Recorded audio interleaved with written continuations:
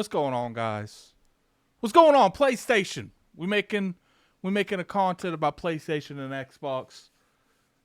Insomniac had a pretty significant leak. You know, I think you may be able to even argue that the leak is more significant than the leak that Xbox had. I don't know how you guys feel about that. Put the comment section below. What do you think is a bigger leak? This Insomniac and PlayStation thing? Or that huge Xbox leak that happened at the beginning of kind of like the middle of the year. Kind of curious to hear your guys' opinion on that. I don't know. I feel like, it's a toss-up on which one you would believe in. I think it's a good argument to say either one of them. But anyway, let's get back to the point of the video. Xbox, PlayStation, they've been going back and forth for quite a while about whether or not Call of Duty is worth all of this headache that's going through. You know, I've been on this channel telling you guys for a while that the Call of Duty marketing is arguably more important than the actual Call of Duty game itself, because there's multiple developers making Call of Duty, so you could see how, the quality of the games or the adjustment or the direction of the games can change from year to year because there's so many studios making it. And you can make an argument that the console that has the majority of the marketing of Call of Duty generally does very well that generation. And PlayStation was clearly fighting to have the deal stopped. There's got to be a reason for that. PlayStation's not going to, spend that money. And, I assume they lobbied behind closed doors. They're not going to go through all of this unless there is a reason why they don't want to. Even Jim Ryan came out openly and said they couldn't survive without Call of Duty. Call of Duty gives them a lot of money every year. And I would say Call of Duty is one of the pillars of the PlayStation ecosystem in terms of generating income. So I could see why, they want to prevent this from happening. Like I said, Insomniac had like a massive leak. It leaked like whole timelines. I'm not going to share none of that here. It's not my place to share it. But what we will talk about is some of the emails, and not necessarily emails, but they had a lot of slides that looks like some PowerPoint thing that was leaked. I don't think I'm gonna share that either, because I know that people are getting really upset over stuff involving this leak, and this was part of the leak. I don't know if Sony's going to start like sniping stuff because of this, but we're going to talk about this in general. We're going to talk about some of the stuff that's on these PowerPoints. All right. So what I will do is in the description, I'll put a link to posts on Twitter that tell these. Now, if you guys decide to run over there, that's on you. Anyway, industry major shifts and threats. And this is pretty much saying what PlayStation should be fearful of their company and the health of their company in the future. The Call of Duty threat in 2027. Microsoft acquisition of ABK for $69 billion could disrupt and threaten console gaming and game subscription markets. Console shift from PS to Xbox with timing and in-game peripheral as the weapons. Subscription Microsoft comprehension ecosystem coupled with exclusivity creates greater dominance. Sony impact massive threat to PS Plus, upwards of 1.5 billion of annual revenue threat gap to fill. 45 million subs times 12 months times 12 equals, the third party multiplayer. And we'll get to that here in a second. Day and date threat. Post-acquisition, Microsoft will put ABK games on Game Pass day and date. Leapfrog. ABK provides incredible strategic value across live service games, scaling mobile and PC storefronts. Battle.net. Microsoft can supply multiple game subscriptions, 50% console games, 50% PC, and 60% PC. So they're pretty much saying, look, 50% of this can be multi-game subscriptions off the stuff that, ABK already owns. And then they got stuff related to consoles. They said a lot of it could be console games. And then 50% of that could be PC. Sony's pillars are already dated behind the competition. So Sony's admitting that they're already behind, the eight ball, and they need to, do different practices to compete.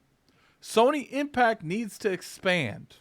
Elusive game subscription, premium content expectations of free, best-in-class game creates sustainable model. Monthly and incremental subs won't cover investment.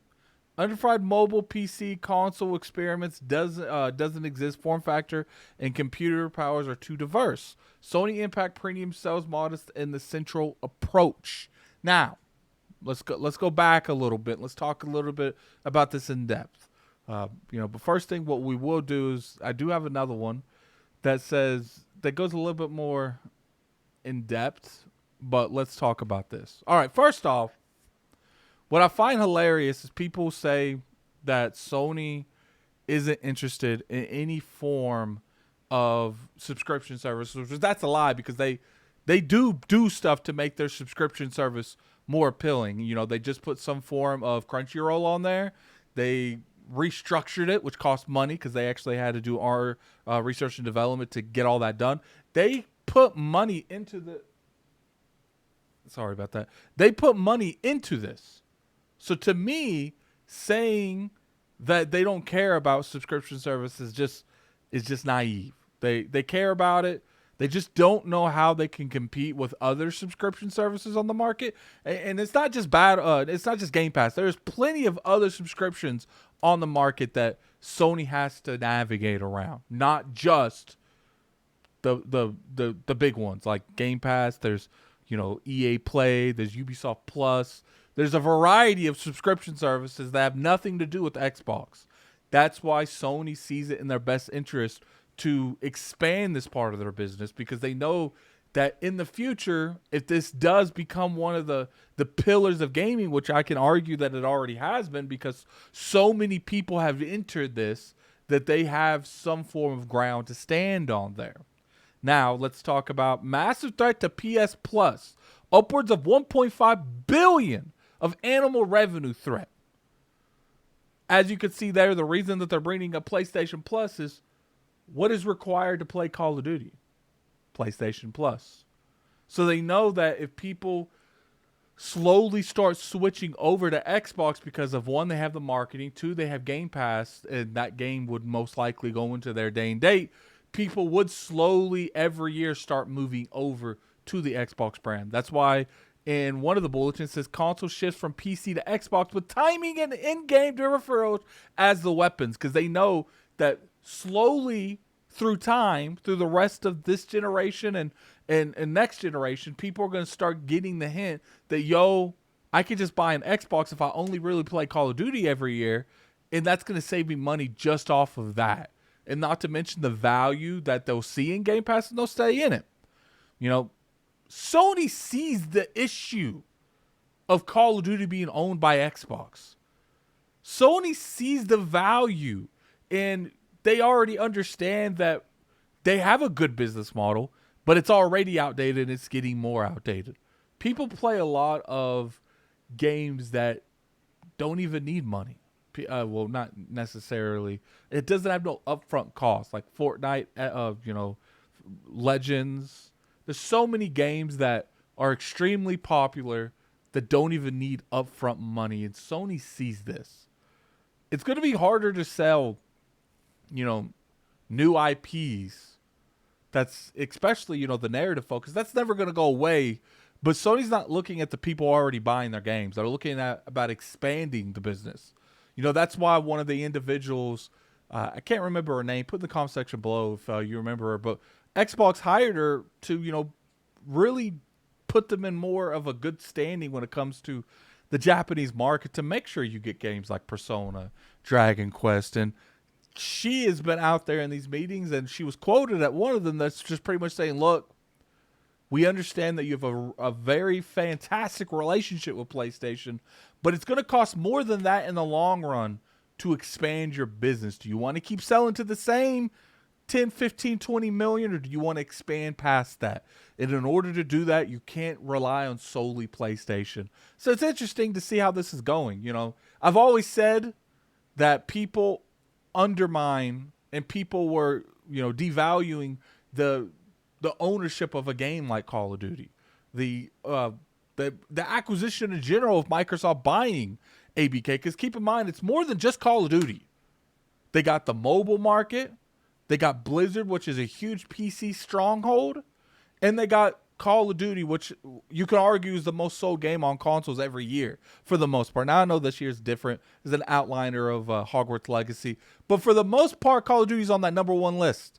And what's interesting is the top 10 most sold games this year, the old Call of Duty's on that sucker too, at like 5 or 6 or something like that. Put in the comment section below what number it is. I can't remember. I'm not looking it up. Clearly, I'm making the video. And for the most part, I got no scripts, got no bullets or points. This is off the cup, my guys.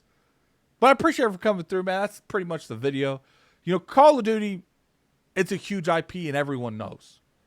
Xbox knows, PlayStation knows, Nintendo knows. Now, Nintendo's never really needed it because they've always had a different kind of structure and the way they make money. But PlayStation, one of their core structures was selling Call of Duty every year.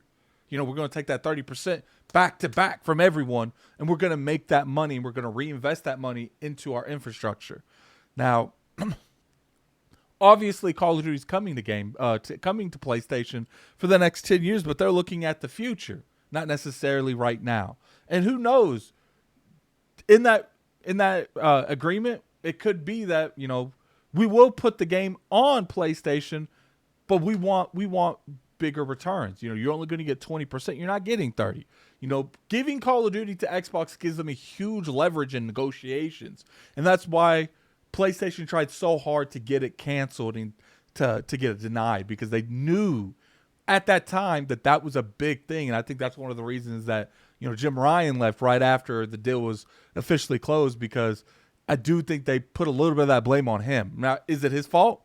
Probably not. It's probably going to go through regardless, but obviously when stuff like this happens, it doesn't matter if it was going to happen. People still get recommended for it. But anyway, put in the comment section below what you guys feel about that. Do you guys feel Call of Duty is going to be this huge thing that Microsoft uses in the market in a few years? Or do you think that everyone's just blowing that out of proportion? Curious to hear your guys' opinion. And until next time, this is Gaming Addict. I'm out of here. Peace.